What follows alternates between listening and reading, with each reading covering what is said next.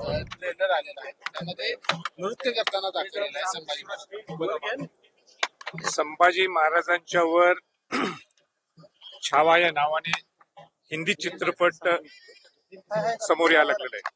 ही आनंदाची बातमी आहे की खऱ्या अर्थाने छत्रपती संभाजी महाराजांचा इतिहास आणि खऱ्या अर्थाने हिंदवी स्वराज्य का स्थापन झालं शिवाजी महाराजांच्या माध्यमातून, आणि मग संभाजी महाराजांनी मग राजाराम महाराज ताराराणींनी सुद्धा पुढे कसं नेलं, ही चांगली बाब आहे. लक्ष्मण उतेकर हे जे डायरेक्टर आहेत यांची पूर्ण टीम मला भेटली होती मुंबईत, आणि मुंबईत भेटल्यानंतर त्यांनी मला हा जो क्लिप आहे ती क्लिप मला ती दाखवली होती. पण मी त्यांना सांगितलं होतं की मला पूर्ण चित्रपट हे पाहायला द्या, बघायला द्या. इतिहासकारांना मी तुम्हाला जोडून देतो, जेणेकरून कुठं काय चूक असेल किंवा कुठं काय दुरुस्ती असेल ती आपण तुम्हाला दुरुस्ती जर सांगितलं तर हा खऱ्या अर्थाने संभाजी महाराजांचा पिक्चर, संभाजी महाराजांची हा जे चित्रपट काढलेला आहे हा पूर्ण जगाभरात पोहोचू शकतो. पण त्यांच्याकडून अजून काय माझ्याकडे इतिहासकार मंडळीनं आम्हाला बोलवलं नाही की जेणेकरून आपण त्यांना ग्रीन सिग्नल देऊ शकतो. पण एकंदरीत जे तुम्हाला पाहायला मिळते त्याला काय म्हणतो आपण ट्रेलर मध्ये, की छत्रपती संभाजी महाराज लेझिम खेळताना किंवा लेझिम खेळत असताना डान्सच्या स्वरूपात खेळतात.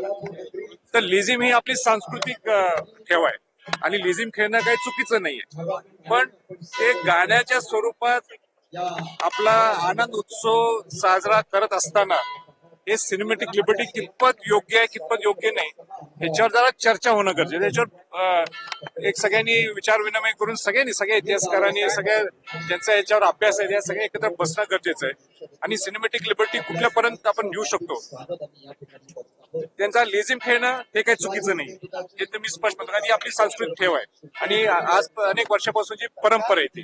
पण ती गाण्याच्या स्वरूपात आणि कुठल्या सीनला कशी घेतली आहे याची मला काय कल्पना नाही, कारण का मी त्यांना सांगितलं होतं लक्ष्मणरावना आणि त्यांच्या पूर्ण टीमला की तुम्ही पूर्ण आम्हाला हा पिक्चर दाखवा, जेणे आमचे इतिहासकार मंडळी, आमचे जाणकार मंडळी जाऊन पाहतील आणि पाहिल्यानंतर काय होईल आम्ही उलट काय चुका असतील काय दुरुस्त तुम्हाला सांगू, जेणेकरून आम्हाला इच्छा आहे की संभाजी महाराजांचा हिंदी मधला चित्रपट, आज त्यांनी मला माहित नाही काय ते 100-200 कोटी रुपये त्याच्यावर खर्च केले, आज एवढा धाडस करून ते करायला लागलेले आहेत. आणि एवढी धाडस जर चांगल्या पद्धतीने आपल्या खऱ्या अर्थाने जर पूर्ण महाराष्ट्र किंवा जगात जर पोहोचत असेल तर ते कौतुकास्पद आहे. पण हे 2-3 अजूनही वेळ गेली नाही. माझी लक्ष्मण उतेकर त्यांच्या सर्व सहकार्याने विनंती राहील की एकदा तुम्ही आम्हाला विनंती द्या, आमचे 4-5-6 जण महाराष्ट्रातले इतिहासकार असतील, महाराष्ट्रातले जाणकार लोक असतील, ते त्यांच्याशी एकदा चर्चा केली, त्यांना जर पटलं आणि ती सिनेमॅटिक लिबर्टी ओके असली आणि काही चुकीचं नसेल तर आपण पुढे जाऊ शकतो.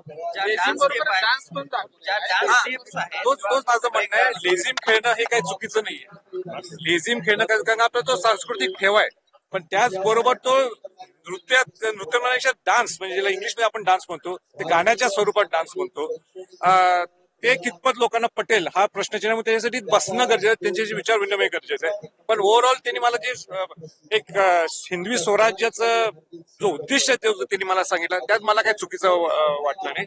पण तरी त्यांना मी स्पष्ट सांगितलं होतं आमचे लोक इतिहासकार किंवा जे जाणकार लोकांनी हे पाहणं गरजेचं आहे. मी त्यांची वाट पाहायला लागलेलो आहे, ते आपल्याला बोलवतील. एकदा बोलणं झालं, एकदा चर्चा झाली की त्यांना आपण सांगितलं की बाबा एकदम छान आहे, तर उलट चांगलं पिक्चर होईल, उलट चांगलं जे नुसतं देशात नाही जगात संभाजी महाराज पोहोचतील शिवाजी महाराजांच्या माध्यमातून. छत्रपती शिवाजी महाराज हिंदवी स्वराज्य स्थापन केलं आणि त्याच्यानंतर जर कोणी सांभाळलं असेल हिंदवी स्वराज्य ते छत्रपती संभाजी महाराज, छत्रपती राजाराम महाराज, छत्रपती ताराबाई राणी साहेब. कालावधी त्यामध्ये दाखवलेला आहे ते संभाजी महाराजांच्या राज्याभिषेक नंतरचा हा डान्स दाखवलाय. छत्रपती शिवरायांच्या निधनानंतर 9 महिन्यातच असा डान्स करू शकतो म्हणून याच्यावर मी काही स्टेटमेंट करणं हे उचित नाहीये. माझी त्यांना विनंती आजही आहे, लक्ष्मण उतेकरांनी पूर्ण त्यांची लाईफ म्हणायच्या पूर्ण ह्या 2-3 वर्ष त्या पिक्चरसाठी दिलेले आहेत. तो मराठी माणूस आहे आणि म्हणून त्याला शिवाजी महाराजांचं नेमकं हिंदवी स्वराज्य कसं स्थापन झालं त्याला पूर्ण कल्पना आहे. त्यांच्या भावना सुद्धा मी त्या दिवशी बघितल्या आणि त्यांना मी हेच सांगितलं की अनेक गोष्टी त्याच्यात असू शकतात ज्याच्यात आपण दुरुस्ती करू शकतो, अजूनही वेळ हातात गेलेली नाही. माझी त्यांना विनंती परत राहील, एका प्रश्नावर काहीतरी मी स्टेटमेंट करणं ते बरोबर दिसणार नाही, कारण का चांगलं काम करत असताना कोणाचे पाय ओढणं हे माझ्या तत्वात नाहीये. म्हणून त्यांना सहकार्य करण्याची माझी भूमिका आहे.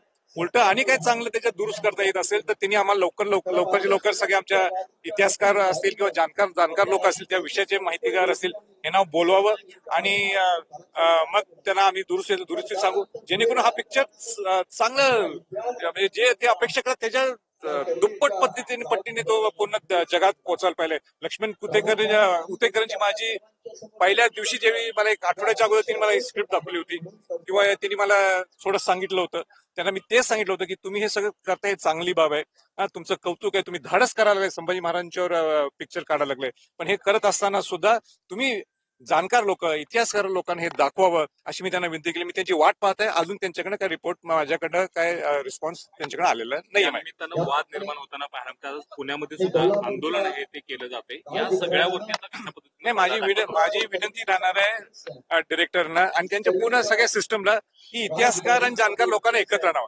एक तर संभाजी महाराजांच्यावर तुम्ही पिक्चर काढताय हे धाडस आहे आणि ते धाडस कुठं उलट सुलट जाऊ नये म्हणून त्यांना सहकार्य करण्याची आमची सर्वांची भूमिका आहे.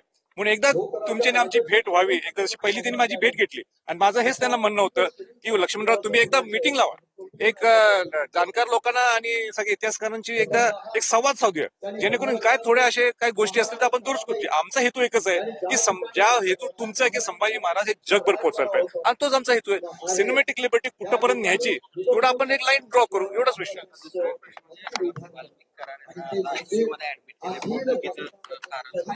मात्र त्यांना ऍडमिट केलेलं असताना हे सगळं प्रकरण नाही असं कुणी करू नये. म्हणजे शेवटी ही लोकशाही आहे आणि लोकशाहीत सगळ्यांना आपला अधिकार असतो की न्यायालयात जाणं, आणि म्हणून जे तृप्ती देसाईंनी काहीतरी स्टेटमेंट केलं आणि वातावरण परत गढूळ करणं हे काय बरोबर नाही.